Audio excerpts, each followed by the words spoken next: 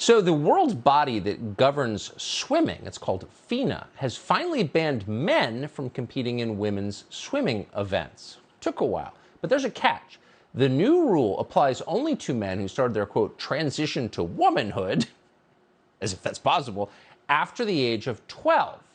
So in other words, if parents decide to chemically castrate a male child at a young age, then the body will allow that man to compete against women when they get older. What effect is this going to have? Well, Riley Gaines has thought a lot about it. Riley Gaines is an NCAA swimmer, swam against Leah Thomas. She joins us tonight. Riley, thanks so much for coming on. So you've been almost single-handedly bringing this topic to public attention. Many of your fellow swimmers are embarrassed, so thank you for doing it again. How do you feel about this ruling?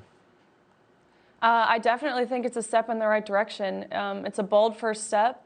Obviously, it's not everything. We need more organizations across a bunch of different sports to comply as well, but I think it's a very bold first step, and I think it's something worth celebrating. Does that view reflect that of people you swim with? Do other swimmers feel that? I mean, you're the sort of lens through which we understand swimming because, again, everyone else is afraid to come on TV and talk about it. But do you know people who agree with you? Yes, I do, for sure. Being someone who witnessed that firsthand, being at that competition in March, I saw the amount of tears shed, the extreme discomfort in the locker rooms, the talk of anger and frustration. And so I definitely think that, I'm speaking for a large majority here. So parents in the Ottoman Empire, a lot of them castrated their sons in the hope they would grow up to be the court eunuch, which is a position of real power. There's real benefit to castrating your children in the Ottoman Empire.